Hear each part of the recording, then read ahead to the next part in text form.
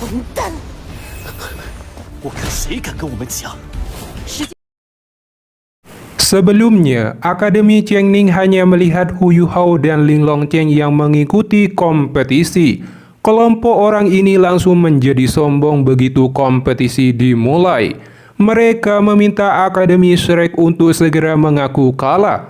Alhasil wajah mereka ditampar oleh Akademi Shrek. Ling Longchen langsung melepaskan jurus pertama, skill jiwa kelima Ring of Ice Glory. Tidak ada yang menyangka bahwa di bawah peningkatan Hu Yuhao, elemen Ice Ling Longchen akan langsung berubah menjadi Ice Extreme dan mengalahkan 7 anggota Akademi Chengning hanya dengan satu gerakan. Setelah mengalahkan Akademi Chengning, lawan mereka berikutnya adalah Akademi Jiwa dari Kekaisaran Doling, salah satu dari 4 tim teratas. Dalam periode ini, setelah mengalami banyak pertempuran yang sulit dan sesi kultivasi tanpa henti, Xiao Xiao telah pulih dan naik level 30. Hu Yuhao dan Wan Dong keduanya juga mengalami peningkatan kekuatan jiwa. Wan Dong sekarang di level 32 dan Hu Yuhao di level 28. Xuanxi masih tetap di tempat tidur selama 5 hari. Dia ingin terus dirawat Jiang Nanan sebelum Bei Bei akhirnya mengusirnya. Mendekati akhir turnamen, Guru Zhao mempersiapkan permainan berikutnya. Dia meminta Ma Xiaotao dan Yu Heng, Ling Longchen, Bei Bei, Xuanxi, Hu Yuhao, dan Wan Dong untuk bermain. Kecuali Xiao Xiao, Hai Chito, dan Jiang Nanan akan dijadikan sebagai pemain cadangan. Namun sebelum itu, Guru Zhao akan memimpin semua orang untuk berpartisipasi dalam pelelangan.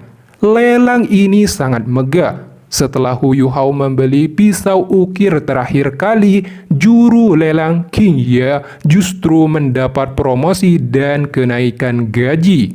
King Ye secara pribadi mendatangi Guru Zhao, mengantarkan undangan sebagai tamu yang paling terhormat, dan berharap Akademi Shrek dapat berpartisipasi dalam pelelangan. Karena lelang ini sangat istimewa, hanya akan diadakan sekali atau 2 kali setahun, yang merupakan pelelangan kelas atas. Tidak hanya itu, tuan rumah lelang ini sebenarnya adalah adik perempuan kaisar, putri kekaisaran Bintang Lau, Xu Jiju. Kemudian, King Ye menyambut dan mengarahkan Guru Zhao dan para murid ke kursi khusus mereka. Lelang pertama kali ini adalah alat jiwa kelas 8, pedang jiwa harimau tirani, dengan harga awal 600.000 koin jiwa emas, dan akhirnya terjual ke Dai Yu Heng dengan harga 1,56 juta koin jiwa emas.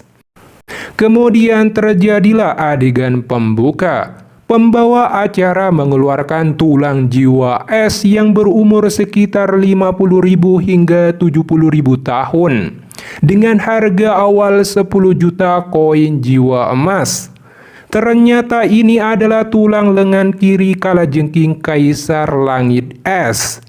Dipengaruhi oleh atribut es, Ratu Kalajengking Es langsung merasakan bahwa tulang jiwa ini berasal dari ras yang sama.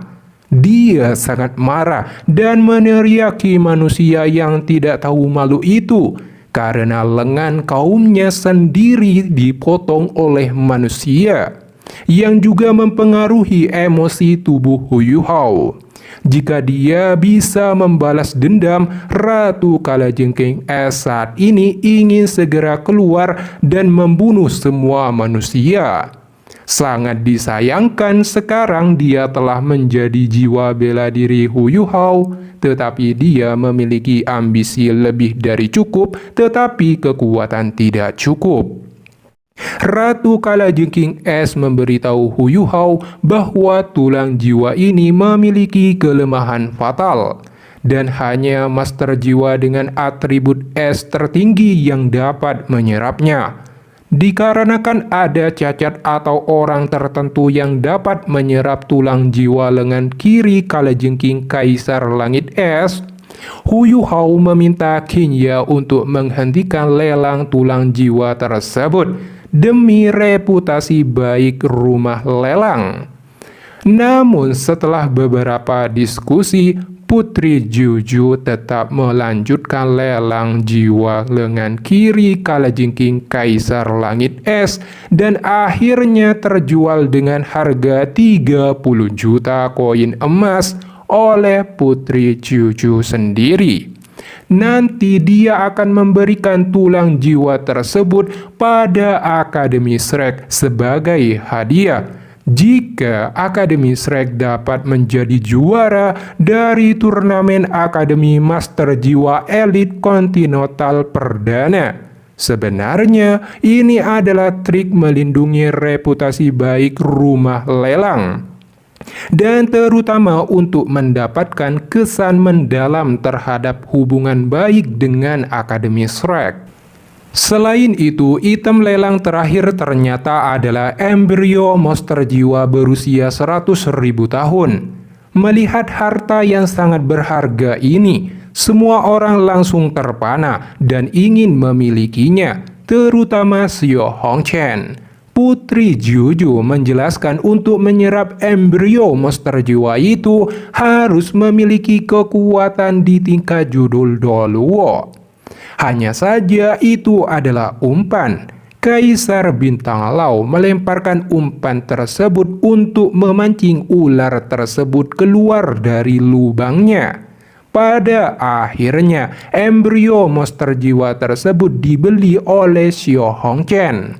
Untuk membeli harta karun ini, Xiao Hongchen sebenarnya menghabiskan 150 juta koin jiwa emas.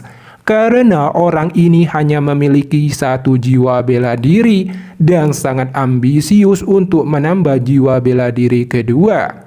Dia secara emosional menghabiskan sejumlah besar uang untuk membeli embrio monster jiwa itu.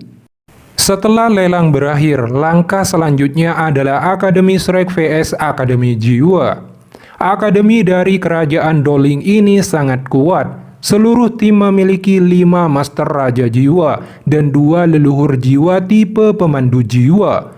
Kekuatan keseluruhannya tidak kalah dengan Akademi Shrek, dan kapten mereka bernama Gu Zhijian. Jiwa bela dirinya adalah bambu ungu, berada di level Raja Jiwa tingkat 57. Setelah permainan dimulai, Akademi Kerajaan Doling memasang formasi aneh hanya untuk melepaskan meriam petir secara diam-diam. Sayangnya, Hu Yuhao telah menyalurkan deteksi spiritual pada anggota timnya dan gerakan ini diganggu oleh Xuanzi.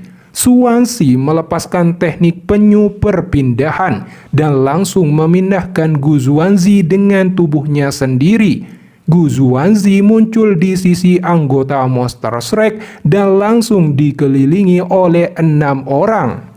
Setelah Xuanzi mengelak, dia menggunakan penyu perpindahan untuk kedua kalinya. Kali ini dia menggantikan Ma Xiaotao sebagai penyerang. Ma Xiaotao memiliki temperamen yang sangat buruk dan belum pernah muncul di game sebelumnya. Kali ini Ma Xiaotao siap untuk pertarungan besar. Serangan pertama dengan Bionic Rounding Sky Strike. Meskipun langkah ini diblokir oleh pemandu jiwa pertahanan dari 6 orang dari Akademi Doling, tapi Ma Xiaotao menambahkan trik lain, Bionic Meteor Shower. Dan dengan bola api yang berkobar jatuh dari langit, dia dengan mudah maksudnya mengalahkan 6 lawan dari Doling Royal Academy. Pada akhirnya, yang tersisa hanyalah Gu Zhijian. Meski bambu ungu miliknya sangat sakti, konon 2 tinju tidak bisa mengalahkan 4 tangan, apalagi serangan ganas Dayuheng. Setelah dipukuli habis-habisan oleh berbagai serangan Akademi Shrek, kedua tangan dan kakinya patah, hidupnya hampir hilang. dan kalah begitu saja. Sayangnya, Akademi Jiwa menemukan lawan yang salah.